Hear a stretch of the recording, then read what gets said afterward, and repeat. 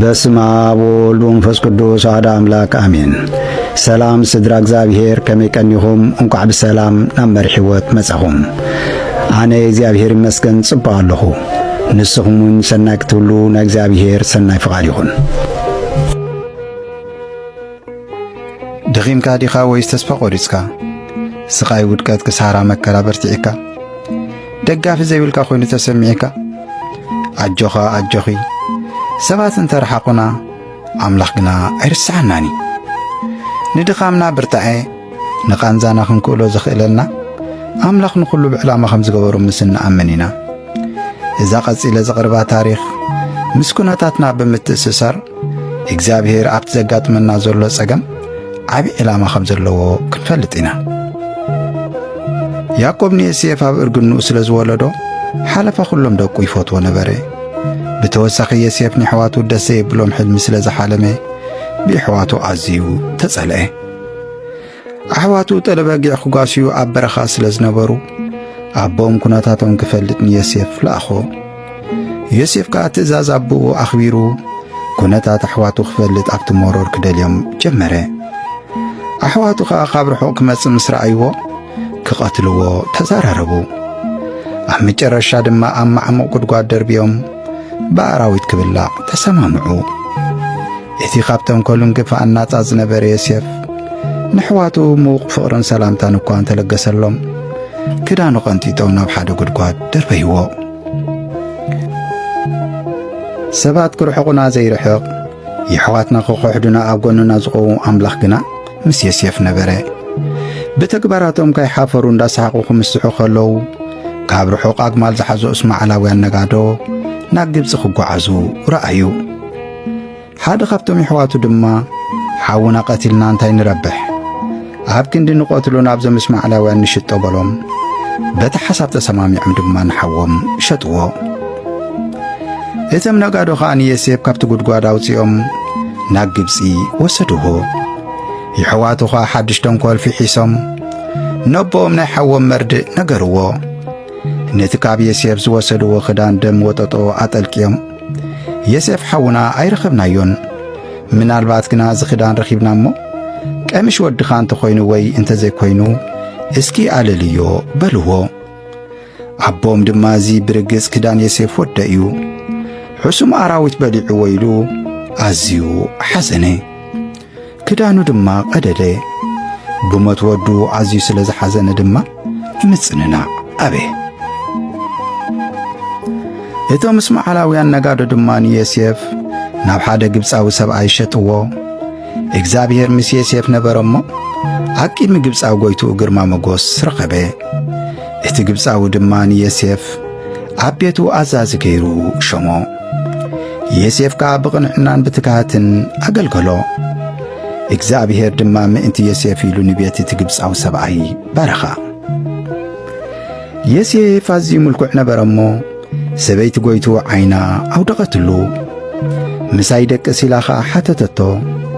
ንሱ ድማ ኣይከውንዩ፣ እንሆ ጐይታይ ኣብ ቤቱ ንዘሎ ኹሉ ከም መሓድር ሸመኒ፣ ብጀካኽኸ ገለ እኳ ኣይከለኣንን። ንስኺ ሰበይቲ ኢኺ ከመይ ገይረኸ ነዚ ዓብዪ ክፍኣትን ሓጢኣትን ኣብ ቂድሚ ኣምላኽ ክፍጽሞ በላ። መዓልቲ መዓልቲ እኳ እንተ ሓተተቶ ንሱ ግና ክሰምዓ ኣይከኣለን።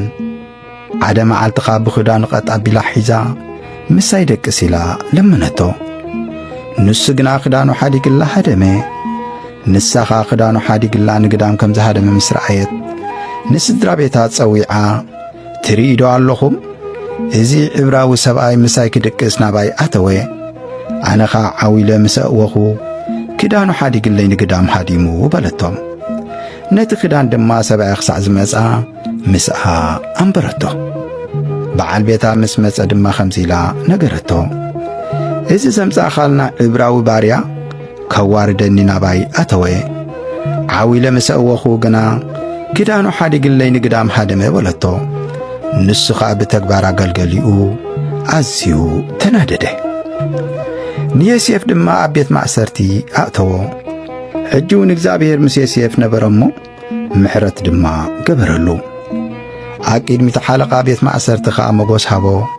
እቲ ሓለቓ ቤት ማእሰርቲ ድማ ንዮሴፍ أبيت مأسرتي نزربر كلهم أسرات كم محضرهم سلطان هبو دحرزي نقص قبسي باتم أقل قلتو سلزي تحقوسي نابتي يسيب زنبر بيت مأسرتي أقتوهم أبوخا حيالو معالتي تأسرو أبتي بيت مأسرتي خلو دما أبحانت ليتي خلتي يوم حلمي حلمو نصبحيتي يسيف كلتي يوم قهيو من تجأنيقو من سلزر عيوم كونتاتهم حتتهم نساتهم دما حلمي حليم نامو زفتح دما يلبون بلوو يسيف دما ات مفتاحنا اكزابير دو ايكونن اسك حلمكم نقرني بلهم ايت حلقة سلاف وينخا حلمون يسيف كم زنا بلي نقرو عبكيد ما يقوم ويني رأخو عبتا ويني دما سلسة جنافر نبري مستطعقا عنببي ايت زلالو دما بوسل زبيب حبي صوع فرعون دما اب ايدي نبرت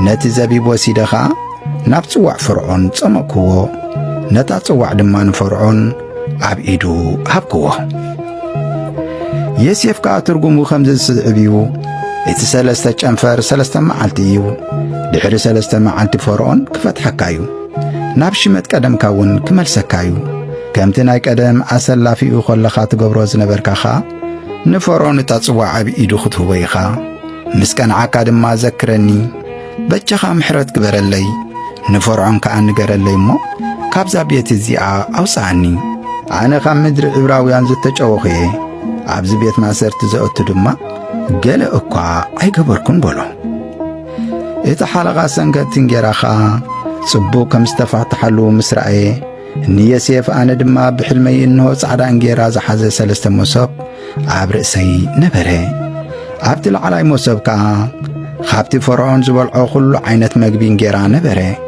كابتا عبر سيز نبرا مصاب دما عوافي بلع نبرا بلو يسيف كا ترقمو خمسة سعبي بلو ايت سلسة مصاب سلسة معالتيو دحر سلسة معالت فرعون كام مأسرتي خوص عكا رسخا خو قرص عكا نسقا خادما عب عنجيتي خانت أطلعيو سقا خاون عواف كبالعو يهنلو من لسلو عب سلسيت معالتي نفرعون معالتي لدتو نبرت نخلهم مكان انتخا مسح قبرلهم شعون حلقة أسلفت وينن نحلقة سنكتن جيران فتحو عم أكل مكان انتو أمسعو نتحلقة أسلفت ويني عب شمت قدمو ملسو نسدما نفرعون عب إيدو تصوع حبو نتحلقة سنكتن جيراغنا كمتي يسيب سفتح لهم سقلو يتحلقة أسلفت وينخا نيس يفرسو عنبر أيذكرن دحر خلت عامات فرعون كم زسعب حلمي حلمي عب قمقم رباد دويلو نبري إنه دما شوعتن مرعين صبقاتن سبحاتن أحا خابت ربا وزين عابتي سلسلة خبلعا رأي دحر دما خالوت شوعتن مرعين زسلا كفاتن عوارن أحا خابت ربا وزين عبتغاتن قدامات عب قمقم رباد دو بلا إتن مرأين كفاءة عوار أحا نتن شوعات صبغات سبحات أحا وحتأن فرعون دما تباربري مسواق حمم فصو تربشة شعولي يخون خلهم طبيبان فلاتات قبسي صوعهم حلم مخفات حلوخا حتتهم إتم زموصو فلاتات سبت بابنقنا نحل مخفات حوو أي كألون شعوت حلقة سلفت ميس نفرعون كمزيلو تزاربو أنا لو محاتياتي ذكركو شعوت حلقة سلفت ويني نفرعون كمزين نابلي تزاربو أنا لو مبدلي ذكركو او فرعون باين بحلقة سنكتن جيران قلاوي خاطق واتيخانا بركا عبيت حلقة زبعنياتات دما أسر كانا أنا النسون بحانت ليت حلمي حلمنا ببينو زترقوم حلمي حلمنا أبو دما باريانايتي حلقة زبعنياتات زخوني غبراو من اسي مسانا نبري نعو نقرنايو نسخا حلمتاتنا فتحلنا ننفس وكفنا دما ككم حلمنا نقرنا كم تزفتحلنا دما خواني نعينا بشمت قدمي ملسكاني نتي خاء سقلكايو شعفرون ليخون يسيف تصوعو قلتيفهم دما خبيت مأسرتي أوصوهو نسخا تلاتيو خدانو لويتو عقيم فرعون قربه فرعون دمان يسيف حلم حالمي زفتحلي سئيني نسخاقنا حلمي سمع عبيلكا كم اتفتح سميع اللخو بلو يسيف لما نفرون إزي خباي أيكونن عملاقنا زحقوس نجار كملسلك أيلو ملسلو فرعون دمان يسيف كمزيلو تزاربو إنه أنا بحلمي أبقم فلقني الدويلة نبركو شوعت سوحات صبغاتنا حاخبت فلق وزيئن عبت سلسل زلو يبلعا نبرا دد حيران كالوت شوعت زماسنا ترئيتن عزين كفاءتن عوارنا حوسا كمعتن زمخفأن عب كل هاجر جبسي أي رأخون إتن عبارون كفاءتن حادمة نتن شوعت تقدمت سوحاتها وحتن مسوحاتن كا عب كبدن كم زعتوا أي تفلتن تريتن كم قدمن كفاءات نبرا شعوب تباربركو إذنتم طبيبان نجركم زفت حلقنا أي نبرن يسيف دمان فرعون حلمخا خمزيو عملاخنا تخقبرو زلو إيو زنقركا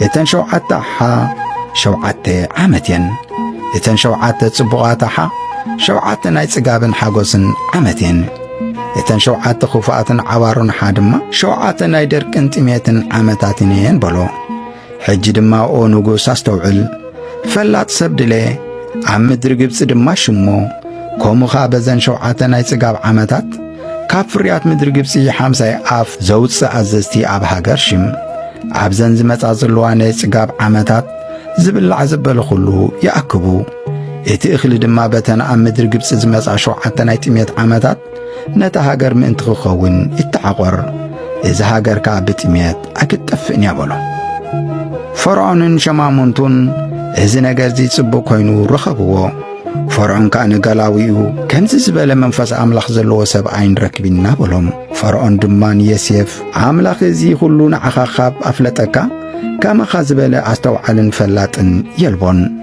عبلعلو خلو منقستي شي مكالخو كل هزبين قالكا يتعزز أنا بزفانا يترأي خابا خاز عبي عبلعلو خلو هاقر قبس دما شي مكالخو بلو ناسنات كاسبيتو خدخونو هابو يسيف فرعون نقوس قبسي مقلقال كجمر كله ود 30 عمت نبره عبيت منقست فرعون وزيو نابسلا مدر قبس زوري إتا مدري بتن شوعتنا يتقاب عمتات بزح إخلي حبت مخصارو زيكال بزح إخلي أكبه كاب أسنات سبيتو دما كل تودي ولده عملاق كله مكراين بيت عبوينا رسعني إيلو نتبخر ودو منها سيلو أوصالو نتخال أيدما إجزابهر أم مدري مكراي عفريني إلو سمو إفريم أو صالو إذن أم مدري قبسي زنبرا شوعتنا يسقاب عمتات دما حلفة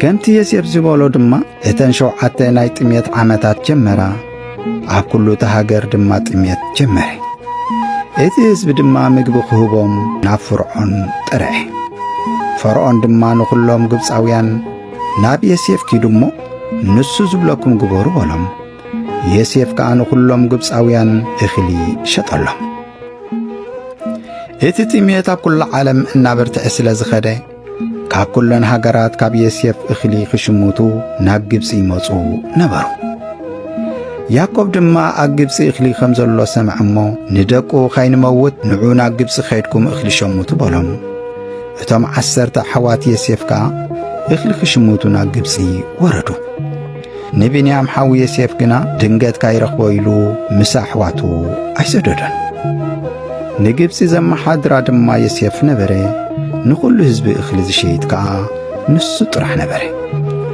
أحوات يسيف دما مصو عاقيد مؤو بقص أما مدري تدفؤو يسيف كان حواتو رئيو على اليوم كم زي فلطهم كابيز مساخم يخميلو حتتهم نساتهم دما سلازي لليو كام مدري خنان اخلخن شمتنا مسينا بلوه يسيف دما نتبزعبو محالي موز نبر حلم ذكرمو نسخاتكم كتسلي اخوم نابز هاجر مسيخم بلوم نساتهم كا عيفالنان قويتاي كنسلي زي كونا قلب كن شمتنا مسينا بلوه نسو دما عيفالكم نسخاتكم سليتي اخوم بلوم نساتهم دما نشتي حاونا مسابونا حديقنا كلاتنا حوات اخلخن شمتنا مسينا بمقبال كأمنوه فتنو يسيف دما انبعركس حاكنتكم نمرقاز حدا خبخاتكم نحوكم نابزي زمصو سددو انت زيكونس نسخاتكم سليتيكم نسلسته معلت خا عبيت معسرتي أحلوهم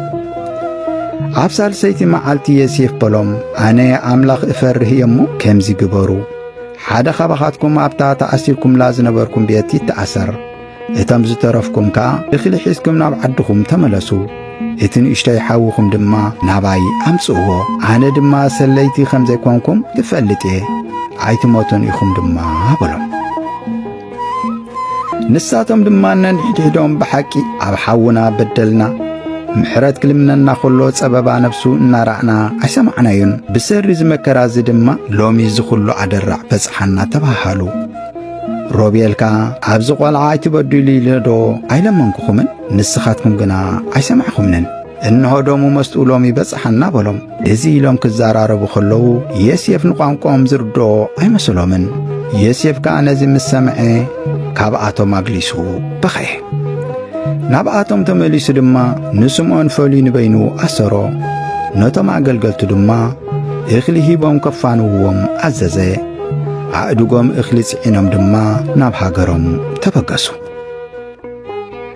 نابعبهم يعقوم مستملسوا دما زقات أمهم كله نقروا اتسبعي سليتي إخومي لنا عيكونا ندك حد سبعينا مسبلنا يو حقنتكم كرغاغص انت خوينه نتن اشتي حوهم كساب تمصو عاد حوهم مسايس نحيلنا نسمعون كامسو اتريفو بلو عبوم يعقوب دما ولود البو غبركمني يسيف يلن سمعون يلن نبينيام دو دما بتوسدو يخم بلم روبيل كانبو عبيدي بحذر هبني انا دما نابخا خملسي نابخا انت زيمصاخو وغنا نخلت يوم دقاي قتليدو تزاربو يعقوب دما حاو ميتو حج دما نبينيام كتطفؤو ايكوني يلو ابيم ايتزي شمت واخلي مستوده دقيمم كاغبص اخلي خعدغو ابوم حتتم نيشتي حاوكم كاي حاسكم نابزي خيت موصو سلازبلنا بنيام مسانا زخيد انت خوينو حراي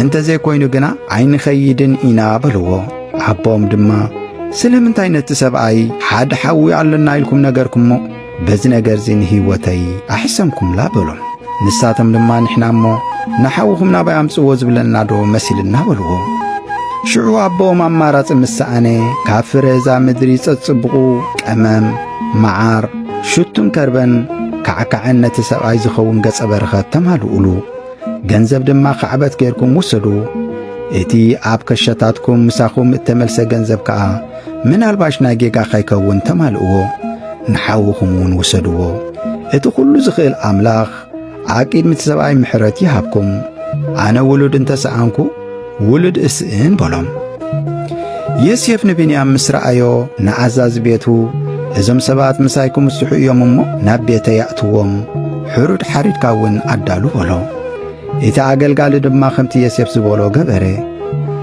نساتم دما نبيت يسيب سلازقتهم فرهو አቂን ሚየስየብ ምስቆሙ ድማ ጎይታይ በቀዳማይ እኽልኽን ሽምት መጺና ነርና ኣብ ገዛና ምስ በጽሕና እቲ ዝኸፈልናካ ገንዘብ ኣብ ውሽጢ ትኽሻ ጸኒሕና በልዎ ነቲ ገንዘብ መን ከም ዝገበሮ ኣይንፈልጥና እነሆ ኸኣሎም ይመሊስናዮ ኣሎና በልዎ የሴፍ ድማ ኣጅኹም ኣይትፍርሁ እቲ ገንዘብ ዝሃበኩም ኣምላኽኩምን ኣምላኽ ኣቦኹምን እዩ በለ ንስምዖን ከኣ ናብኣቶም ኣምጽኦ አጋሮም ኩሕጾሙ ማይሃቦም ንእድጎም ድማ ድርቆ ሃበን ነቲ ዘምጽዎ ገጸ በረኸት ድማ ሃብዎ ተደፊኦም ከኣ ሰገድሉ የሴፍ ድማ ብዛዕባ ጥዕና ኣቦኦም ሓተቶም ንሳቶም ድማ ኣቦና ደሓንዩ ብሂወቱ ኣሎ በሉ ድንን ኢሎም ድማ ሰገድሉ ነቲ ብዓድዩ ሓዊ ዝኾነ ብንያም ቆላሒሉ ምስ ረኣዮ ድማ እዚ ስቲ ብዛዕባ ዝተዛረብኩምኒ ንእሽተይ ሓዊኹም ድዩ ኢሉ ሓተቶም ንዑኻ ወደይ እግዚአብሔር ይባርኽካ በሎ ዮሴፍ ንሓውሩ ይኸብዱ ምኽኣል ስለ ዝዓበዮ ኣብ ካልእ ክፍሊ ኣትዩ በኸየ ገጹ ተሓፂቡ ወጸሞ ልቡ ቐጥ ኣቢሉ እንጌራ ቐርቡ በሎም ሽዑ ንዕኡ ንበይኑ ንሕዋቱ በይኖም ነቶም ግብፃውያን ድማ ንበይኖም ኣቕረብሎም እቲ በኽሪ ከም ብኽርኑ እቲ ንእሽተኻ ከም ምንኣሱ ዓቂድምኡ ተቐመጡ እቶም ኣሕዋቱ ድማ ተደነቑሞ ነንሕድሒዶም ተጠማመቱ ንቢንያም ድማ ሓለፋ ኩሎም 5 ኢድ ኣቕረበሉ ከም ልቦም በሊዖም ሰትዮም ድማ ተሓጐሱ። ዮሴፍ ድማ ንኣዛዝ ቤቱ እዞም ሰባት ክወስድዎ ክሳብ ዝኽእሉ ጌርካ ክሻታቶም እኽሊ ምልዓሎም፣ ናይ ነፍሲ ወከፍ ገንዘብ ድማ ኣብ ከክሽኦም ኣእትዎ፣ ንጽዋዕ ነታ ብቡሩ ዝተሰርሐት ጽዋዕ ምስቲ ገንዘብ ጌርካ ኣብ ክሻእቲ ንእሽተይ ግበራ ኢሉ ኣዘዞ። ንሱኻ ከምቲ ዝተባሃሎ ገበረ። ምስ ወግሐ ድማ እኽሎም ጽዒኖም ናብ ዓዶም ተበገሱ። ብዙሕ ከይረሓቑ ድማ ዮሴፍ ንኣዛዝ ቤቱ በሎ፣ ተንስእ ደድሕር እዞም ሰባት ሰዓብ እሞ ምስ ኣርከብካዮም ስለምንታይ ኣብ ክንዲ ጽቡቕ ክፉእ ትፈድዩ? እታ ጐይታይ ዝሰትየላን ብኣ ድማ ምስጢር ዝፈልጠላን ጽዋዕ ወሰድኩማ፣ እዚ ምግባርኩም ክፉእ ጌርኩም በሎም በሎ። እቲ ኣዛዚ ድማ ከምኡ ገበረ። ንሳቶም ከዓ ጐይታይ ስለምንታይ ከምዚ ኢልካ ትዛረብ? ከምዚ ዝበለ ነገር ንሕና ኮቶ ኣይገበርናዮን። እቲ ኣብ ክሻና ዝረኸብናዮ ገንዘብ እኳ እንሆ ካብ ምድሪ ኸነኣን መሊስናልካ፣ ካብ ቤት ጐይታኻ ግዳ ከመይ ጌርና ብሩር ኮነ ወርቂ ክንሰርቕ? እቲ ጽዋዕ ዝተረኸበቶ ይሙት፣ እቶም ዝተረፍና ድማ ባሮት ጐይታ ንኹን በልዎ። ንሱ ኸዓ ከም ዝበልኩምሞ ይኹን፣ እቲ ዝተረኽበቶ ባርያ ይኹን፣ እቶም ዝተረፍኩም ግና ካብ በደል ንጹሓት ይኹም በለ። ነፍሲ ወከፎም ከዓ ጽዕነቶም ኣራገፉ። እቲ ሰብኣይ ከዓ ካብ ዓብይ ጀሚሩ ክሳብ እቲ ዝነኣሰ ብንያም ጐርጐሮም። እታ ጽዋዕ ከዓ ኣብ ናይ ብንያም ክሻ ተረኽበት። ሽዑ ሰንቢዶም ክዳውንቶም ቀደዱ፣ ኣእዱጎም ጽዒኖም ድማ ናብ ከተማ ተመልሱ። ኩሎም እቶም የሕዋት ድማ ናብቲ ዮሴፍ ዝነበሮ ክፍሊ ኣትዮም ናብ ምድሪ ተደፊኦም ሰገድሉ። ዮሴፍ ከዓ እንታይ ግብሪ እዩ ዝገበርኩምዎ በሎም። ይሁዳ ድማ ጐይታይ እንታይ እሞ ክንብል ኢና? ንሕና ነቲ ኣብ ኢዱ ጽዋዕ ዝተረኸበቶን ባሮትካ ኢና በሎ። ዮሴፍ ግና እዚ ኾቶ ኣይገብሮን እየ፣ እቲ ኣብ ኢዱ ጽዋዕ ዝተረኸበቶ ሰብኣይ ባርያ ይኹን፣ እቶም ዝተረፍኩም ግና ናብ ኣቦኹም ብሰላም ተመለሱ በሎም። ሽዑ ይሁዳ ናብ ዮሴፍ ቀሪቡ ከምዚ ዝስዕብ በሎ፣ ኦ ጐይታይ ኣነ ግልያኻ ሓንቲ ቓል ክዛረብ እልምነካ ኣለኹ። ንስኻ ከም ፈርዖን እኳ እንተኾንካ ኩራኻ ኣብ ግልያኻ ኣይንደድ። ጐይታይ ንዓና ንገላዊኻ ኣቦ ወይ ሓዊ ኣለኩም ዶ ኢልካ ሓተትካና። ንሕናኻ ኣረጊት ኣቦ ኣለና፣ ኣብ እርጋኑ ዝወለዶ ንእሽቶይ ሓዊ ኣለና። በደ ምስኡ ዝውለድ ሓዉ ስለ ዝሞተ ድማ በይኑ እዩ ተሪፉ ዘሎ፣ ኣቦኡ ኸዓ ይፈትዎ እዩ በልናካ። ንስኻ ብዓይነይ ክርእዮስ ናባይ ኣምጽእዎ በልካና። ንሕና ድማ ነቦኡ ኸሓድጎ ኣይክእልንዩ፣ እንተ ሓደጎ ኣቦኡ ክመውት እዩ በልናካ። እቲ ንእሽተይ ሓዊኹም ምሳኻትኩም እንተ ዘይምጻእኹምሞ ደጊም ገጸይ ኣይክትርእዩን ኢኹም በልካና። ንሕና ግልያኻ ናብ ኣቦና ምስ ተመለስና ኩሉ ዝበልካና ነገርናዮ። ኣቦና ድማ ተመሊስኩም ሒደት እኽሊ ሸምቱልና በለና። ንሕናኻ ክንከይድ ኣይንኽእልና። ነዚ ንእሽተይ ሓውና ምሳና እንተ ዘይተማለእናዮ ገጽ እቲ ሰብኣይ ክንርኢ ኣይንኽእልና። እዚ ንእሽተይ ሓውና ምሳና ክንማልኦ ንኽእል እንተ ኾይንና ግና ክንከይድ በልናዮ። ኣቦይ ከዓ ሰበይተይ 2 ወዲ ከም ዝወለደትለይ ንስኻትኩም ትፈልጡ ኢኹም። እቲ ሓደ ካብ ቤቱ ምስ ወፀ ኣይተመልሰንን፣ ኣራዊት በሊዕዎ ይበልኩ፣ ክሳብ ሕጂኻ ኣይረኣኽዎን። እዚ ኸዓ ካብ ቅድመይ እንተወሰድኩሞ እሞ ድንገት እንተረኸበ ኣብ ዘበን እርጋነይ ብሓዘን ክትቐትሉን ኢኹም በለና። ሕጂ ኸዓ ዝወዲ ምሳና እንተ ዘይተማሊእናዮ ኣዝዩ ይፈትዎ ስለ ዝኾነ ምሳና ከምዘየሎ ምስ ረኣየ ክመውት እዩ። ንሕና ድማ ነቦና ኣብ ጊዜ እርጋኑ ብጓሃይ ከም ዝቐተልናይ ክንከውን ኢና። ኣነ ግልያኻ ነዚ ወዲ እዙ ካብ ኣቦይ ተዋሒሰ እየ ኣምጽዮ። ነቦይ ናባኻ እንተ ዘየምጻእኽዎ ሙሉእ ዕድመይ ርጉም እኹን በልክዎ። ሕጂ ድማ ኣብ ክንዲ እዚ ወዲ እዙ ባርያኻ ኾይነ ክቕመጥ እልምነካ ኣለኹ። እዚ ወዲ ግን ምስ ኣሕዋቱ ይኺድ፣ እቲ ነቦይ ዝረኽቦ ክፉእሲ ክርኢ ኣይክእልኒ በሎ። ሽዑ ዮሴፍ ኣቂድሚቶም ምስኡ ደው ኢሎም ዝነበሩ ኩሎም ስምዒቱ ክገትእ ኣይከኣለን። ዓዊሉ ኸዓ ንኹሎም ሰብ ካብዚ ኣውፅኡሎ ይበለ እሞ ዓዊሉ ኣምሪሩ በኸየ። ዮሴፍ ድማ ንሕዋቱ ኣነ ዮሴፍ እየ፣ ኣቦይከ ክሳብ ሕጂ ዶ ብሂወቱ ኣሎ በሎም።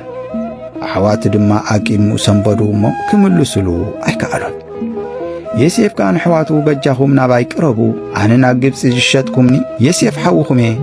ኣምላኽ እዩ ህይወት ንምድሓን ቀቂድመኹም ዝለኣኸኒ እሞ ሕጂ ድማ ናብዚ ስለ ዝሸጥኩምኒ ኣይትጓሃዩ ኣይትጨነቑ በሎም። ኣብዛ ምድሪ ጥሜት ካብ ዝኸውን ሕጂ 2 ዓመት ኮይኑሎ። ዘይሕረሳን ዘይዕጸዳን ገና 5 ዓመት ኣለዋ። ኣምላኽ ግና ኣብ ምድሪ ተረፍ ምእንቲ ኸትርፈኩም ብዓቢ ምድሓን ድማ ሕይወትኩም ክትድሕን ቀቂድምኹም ለኣኸኒ። ሕጂኻ ኣምላኽ እምበር ንስኻትኩም ኣይኮንኩምን ናብዚ ዝለኣኽኩምኒ። ንሱ ንፈርዖን ጐይታ ኹሉ ቤቱን ገዛእ ኹሉ ሃገርን ግብፂ ገበረኒ። ቀልጢፍኩም ናብ ኣቦይ ኪዱ እሞ ዮሴፍ ወድኻ ከምዚ ኢልካ ኢልኩም ንገርዎ፣ ንስኻን ደቅኻን ደቂ ደቅኻን ኣባጊዕኻን ኣሓኻን ዘለካ ኹሉ ሒዝካ ኣብ ቀረባይ ክትኸውን ናባይ ምጻእ። ገና 5 ናይ ጥሜት ዓመታት ተሪፈን ኣለዋ እሞ ንስኻን ቤትካን ኩሉ ዘለካን ምእንቲ ኸይትሽገሩ ናባይ መጹ በልዎ በሎም። እቲ ኣብ ግብፂ ዘለኒ ኽብርን እቲ ኹሉ ዝረኣኹምዎ ነቦይ ንገርዎ። ነቦይ ከዓ ቀልጢፍኩም ኣምጽዎ። ክሳድ ብንያም ሓዉ ብእዳዎ ሓቒፉ ኽበኪ ጀመረ። ብንያምን ምስኡ በኸየ። ንኹሎም ኣሕዋቱ ኸዓ እናበኸየ ሰዓሞም። ድሕሪዚ ድማ ኣሕዋቱ ምስኡ ክዛረቡ ጀመሩ። ኣብ ቤት ፈርዖን ከዓ ኣሕዋት ዮሴፍ መጺኦም ዝብል ወረ ተሰምዐ። እዚ እውን ንፈርዖን ንገላዊእን ባህ ሃበሎም። ንፈርዖን ድማ ንዮሴፍ በሎ፣ ንኣሕዋትካ ከምዚ ግበሩ በሎም። እንስሳኹም ጽዒንኩም ኪዱ ናብ ምድሪ ከነዓን ከዓ እተዉ። ኣቦኹምን ስድራ ቤትኩምን ሒዝኩም ድማ ናባይ ምጹ። ካብ ምድሪ ግብፂ ከዓ እቲ ዝበለጸ ክህበኩም እየ። ስብሒዛ ምድሪ እውን ክትበልዑ ኢኹም። እዚ ክትገብር እዝዘካ ኣለኹ። ንሕፃናትኩምን ነንስትኹምን ሰረጋላታት ካብ ምድሪ ግብፂ ውሰዱ እሞ ነቦኹም ድማ ሒዝኩሞ ምጹ። ደቂ እስራኤል ከዓ ከምኡ ገበሩ። ዮሴፍ ድማ ከምቲ ትእዛዝ ፈርዖን ሰረጋላታት ሃቦም። ንመገዲ ከዓ ስንቂ ሃቦም። ንነፍሲ ወከፎም ዝለዋወጥ ክዳውንቲ ሃቦም። ንብንያም ግና 300 ስቃል ብሩርን 5 ዝለዋወጥ ክዳውንትን ሃቦም። ነቦ ድማ ካብ ናይ ግብፂ ዘዝጸበቐ ነገራት እኽሊ እንጌራን ብልዕን 10 ጽዕነት ኣድጊ ሰደደሉ። ንኣሕዋቱ ድማ ኣብ መገዲ ኣይትበኣሱ ኢሉ ሰደዶም። ንሳቶም እውን ናብ ዓዶም ተበገሱ። ናብ ኣቦኦም ያዕቆብ ምስ በጽሑ ድማ ዮሴፍ ገና ብሕይወቱ ኣሎ፣ ንኹሉ ሃገረ ግብፂ ዝገዝእ ዘለውን ንሱ ኢሎም ነገርዎ። ያዕቆብ ግና ደንጸዎ፣ ከኣምኖም እውን ኣይከኣለን። እቲ መምጺኡ ክኾነ ኢሉ ዮሴፍ ዝሰደዶ ሰረጋላታት ምስ ረአየ ግና መንፈስ ኣቦኦም ያዕቆብ ተሓደሰ። ያዕቆብ ድማ ወደ ዮሴፍሲ ገና ብሕይወቱ ኣሎ፣ ደጊም ይኣኽለኒ ካይመትኩ ደኣ ኸይደ ክርእዮ በለ። ቅድሚ ምብጋሱ ድማ ናብ ኣምላኽ መስዋዕቲ ኣቕረበ። ኣምላኽ ድማ ንያዕቆብ ብራእይ ለይቲ ያዕቆብ ያዕቆብ ኢሉ ተዛረቦ። ንሱኻ እነኹ በለ። ኣነ ኣምላኽ ኣቦኻየ፣ ኣብኡ ዓብዪ ሕዝቢ ክገብረካ እሞ ናብ ግብፂ ምውራድ ኣይትፍራህ። ኣነ ምሳኻ ናብ ግብፂ ክወርድ እየ፣ ብርግጽ ድማ ኣነ ከደይበካ እየ። ዮሴፍ ከዓ ኢዱ ኣብ ልዕሊ ዒንትኻ ኸንብር በሎ። ያዕቆብ ድማ ኹሉ ጥሩይቱን ደቁን ደቂ ደቁን ሒዙ ተበገሰ። ዮሴፍ ንያዕቆብ ኣቦኡ ምስ ረኸቦ ክሳዱ ብኢዱ ሓቒፉ ነዊሕ ጊዜ በኸየ። ያዕቆብ ድማ ንዮሴፍ ሕጅስ ገና ብሕይወት ከም ዘለኻ ካብ ፈለጥኩ ገጽካ እውን ካብ ረኣኹስ እንተመትኩ እንደሓን እዩ በሎ። ዮሴፍ ከዓ ብዛዕባ ስድራ ቤቱ ንፈርዖን ነገሮ። ፈርዖን ድማ ነቦኻን ኣሕዋትካን ኣብዛ ምድሪ ኣብቲ ዝበለጸ ኣቕምጦም ኣብ ምድሪ ገሾን ይቀመጡ። ካብኣቶም እትፈልጦም ክኢላታት ሰባት እንተኣለዉኻ ኣብ ማለይ ዋናታት ግበሮም ኢሉ ተዛረበ። ዮሴፍ ከዓ ነቦ ያዕቆብ ኣምጺኡ ኣቂም ንፈርዖን ኣቕረቦ። ያዕቆብ ከዓ ንፈርዖን መረቖ። ያዕቆብ ድማ ኣብ ምድሪ ግብፂ 17 ዓመት ገበረ። ዘበን ሕይወቱ ድማ 147 ዓመት ኮነ። ክመውት ምስ ቀረበ ንዮሴፍ ወዱ ጸዊዑ ኣብ ቅድመኻ መጎስ እንተ ደኣ ረኺበስ ኢድካ ናብ ትሕቲ ሰለፈ ያእቱ እሞ ኣብ ምድሪ ግብፂ ካይትቐብረኒ በጃኻ ሕያውነትን ምሕረትን ከም እትገብረለይ ቃል እተወለይ። ኣብ ምድሪ ግብፂ ኣይትቕበረኒ።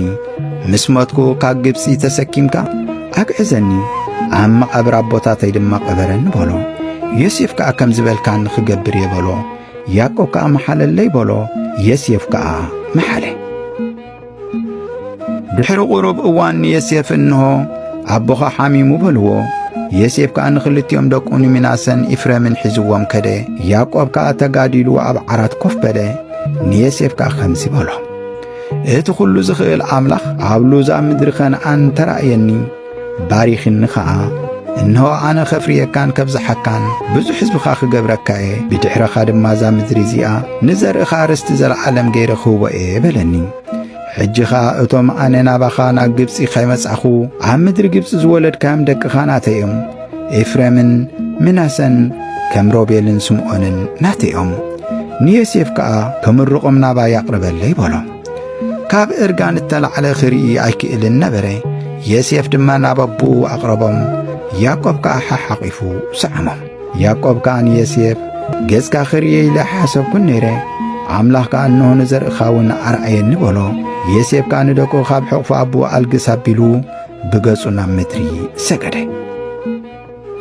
ዮሴፍ ድማ ንኽልቲኦም ደቁ ወሲዱ ንኤፍሬም ብየማኑ ገይሩ ናብ ጸጋም ያዕቆብ ንምናሰ ከዓ ብጸጋሙ ገይሩ ናብ የማን ያዕቆብ ኣቕረቦም ያዕቆብ ከዓ ኣእዳዉ ኣማሳቒሉ የማነይቲ ኢዱ ኣብ ርእሲ ኤፍሬም ጸጋመይቱ ድማ ኣብ ርእሲ ምናሴ ኣንበረ ንዮሴፍ ከዓ ከምዚ ዝስዕብ እናበለ መረቖ እቲ ኣቦታተይ ኣብርሃምን ይስሐቅን ዘገልገልዎ ኣምላኽ ነዞም ደቅኻ ይባርኽ እቲ ካብ ዝውለድ ጀሚሩ ክሳዕ ዛ መዓልቲ እዚኣ ዝጓሰየኒ ኣምላኽ ይባርኮም ስመይን ስም ኣቦታተይ ኣብርሃምን ይስሐቅን ኣብኣቶም ይጸዋዕ ኣብ ምድሪ ድማ ይብዝሑን ይሳስኑን ዮሴፍ ከዓ ኣቦኡ የማነይቲ ኢዱ ኣብ ርእሲ ኤፍሬም ከም ዘንበረ ምስ ረአየ ጓሃየ እሞ ካብ ርእሲ ኤፍሬም ኣልዒሉ ናብ ርእሲ ምናሰ ከሕልፋ ደልየ ዮሴፍ ድማ ነቦኡ ኣቦይ ከምኡ ኣይኮነን እቲ በኹሪ እዙይ እሞ የማነይቲ ኢድካ ኣብዚ ኣንብር በሎ ኣቦኡ ግና ኣበዮ ፈሊጥ ኣለኹ ወደይ ፈሊጥ ኣለኹ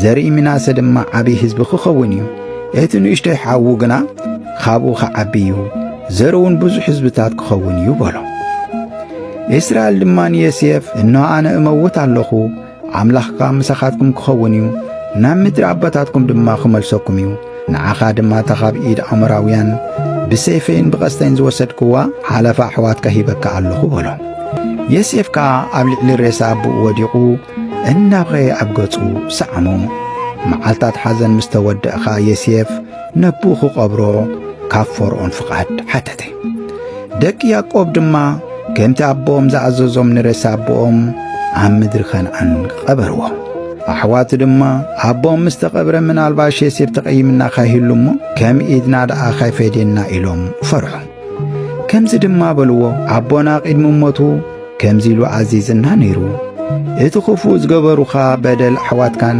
ሓጢኣቶምን ሕደገሎም ሕድርኻ በልዎ ኢልና ነይሩ ሕጂ ኸዓ በደል ናይዞም ባሮት ኣምላኽ ኣቦኻ ዝኾንና ይቕረ ክትብለልና ንልምነካ ኣለና በልዎ ዮሴፍ ከዓ ምስ ተዛረብዎ በኸየ እቶም ኣሕዋቱ ድማ ኸይዶም ኣብ ቂድሚኡ ፍግም ኢሎም ሰገዱ እነሆ ንሕና ገላዊኻ ኢና ኸዓ በልዎ ዮሴፍ ድማ ኣይትፍርሁ ኣነ ዶ ኣክንዳ ኣምላኽ ንስኻትኩም ንኽፍኦይ ሓሲብኩም እግዚኣብሔር ግና ከምቲ ሎሚ ኾይኑ ዘሎ ክገብር ብዙሕ ህዝቢ ምእንቲ ኸድሕን ንጽቡቕ ሓሰበ ኣነ ንዓኹምን ንደቅኹምን ክከናኸነኩም እየ ልቦም ዝትንክፍ ቃላት ብምዝራብካ ኣጸናንዖም 110 ዓመት ምስ ገበረ ድማ ሞተ በረኸት ናይ ኣቦና ዮሴፍ ምስ ኩላትና ይኹን ክቡር ተኸታታሊ እግዚኣብሔር በኣኻ ገይሩ ኸዓይ ዝደልዮ ብዙሕ ዕላማ ኣለዎ እሞ በቲ ኣጋጢምካ ዘሎ ግዜያዊ ጸገም ዓቕልኻ ኣይተስብብ ኢድካ ኣይትሃብ ኩሉ ንሰናይ ኢልካ እመን እሞ ኣብ ሕይወትካ ድንቂ ነገራት ክኽሰት እዮም ነቲ ካብ ዓቕምኻ ንላዕሊ ዝበርትዐካ ነገር ድማ ደገፍ እግዚኣብሔር ንምርካብ ለምን